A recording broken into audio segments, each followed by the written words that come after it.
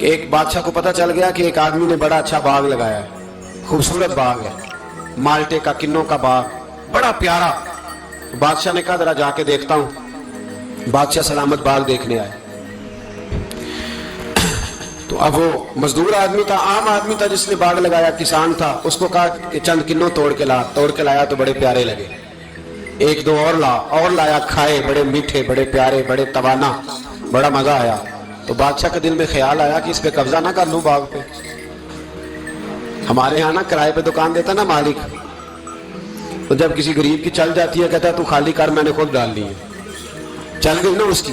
حالانکہ رزق اپنے اپنے نصیب کا ہے، رزق اپنے اپنے نصیب کا ہے، جس کو اللہ تعالیٰ چاہتا ہے عطا کرتا ہے۔ تو اس کو کہا کہ اور توڑ کے لا، اور دل میں خیال ہے کہ یار اتنا اچھا باغ ہے، قبضہ کر لیتے ہیں، ہماری حکومتیں قبضہ کر لیتی ہے کہ جو چیز اچھی لگ جائے۔ اب وہ کسان دو تین کنوں توڑ کے لایا، اس نے کھائے تو کھٹے نکلے، ترش تھے۔ کہنے لگا تجھے کیا ہو گیا ہے؟ تو بندہ بڑا صاحب دل تھا، کہنے لگا میں تو ٹھیک ہوں، آپ اپنی نیت سے پوچھیں کہیں خراب تو نہیں ہو گئی؟ تو کنوں میں بھی اس کا اثر آ گیا ہے، اپنی نیتیں بگڑ جائیں نا، نیتیں۔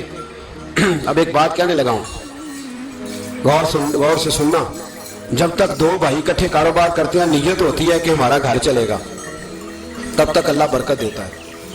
اور جب اپنی اپنی جیبیں سمیٹنے لگ جاتے ہیں نا کہ یہ میرا 5,000 ہے، آج میں گیا تھا اگرائی کرنے، یہ میرا 10,000 ہے، آج میں نے زیادہ کیا، جب وہ ٹٹولنے لگتے ہیں پھر اس دکان سے بھی برکت اٹھ جاتی ہے، پھر وہاں سے بھی برکت چلی جاتی ہے۔ فَإِنَّ لَهُ مَعِيشَةً ضَنْكَ، فرمایا جب تو میں منہ پھیر لیتا ہے پھر تیری زندگی اللہ تنگ کر دیتا ہے، پھر وہاں سے بھی برکت، خوبصورتی، اثر اٹھ جاتا ہے۔ ایک سنار نے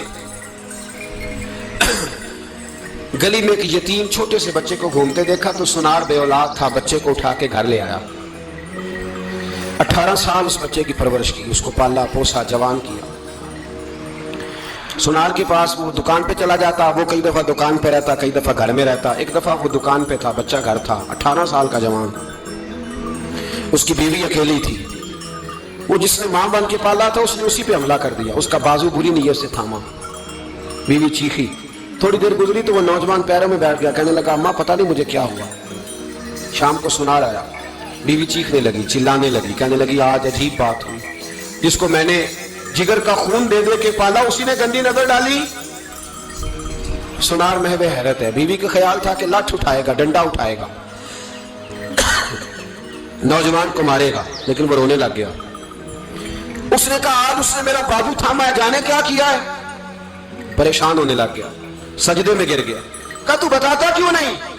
تو وہ سنار کہنے لگا اس کی غلطی نہیں، 18 سال کے بعد آج مجھ پر بھی شیطان سوار ہوا تھا۔ ایک عورت آئی تھی، وہ اپنے بازوؤں میں چوڑیاں پہننا چاہتی تھی تو میں نے بھی گندی نظر سے ہاتھ ڈالا تھا، رب کریم نے مجھے فوراً اس کی سزا دی۔ جن کے گھروں میں بیٹیاں ہوتی ہیں ان کی نظریں گندی نہیں ہوتی، جو بیٹیوں کے باپ ہوتے ہیں، جو بہنوں کے بھائی ہوتے ہیں، ان کی نظریں گندی۔ اور اگر تو ٹیلی فون کرتا ہے، تو کسی عورت کے ساتھ تعلق رکھتا ہے تو یہ بات لکھ لے، امام فخر الدین رازی 1، علامہ اسماعیل حقی 2، ملا جلال الدین رومی 3، امام خازن 4، امام جلال الدین سیوطی 5 حدیث کے استاد اور محدث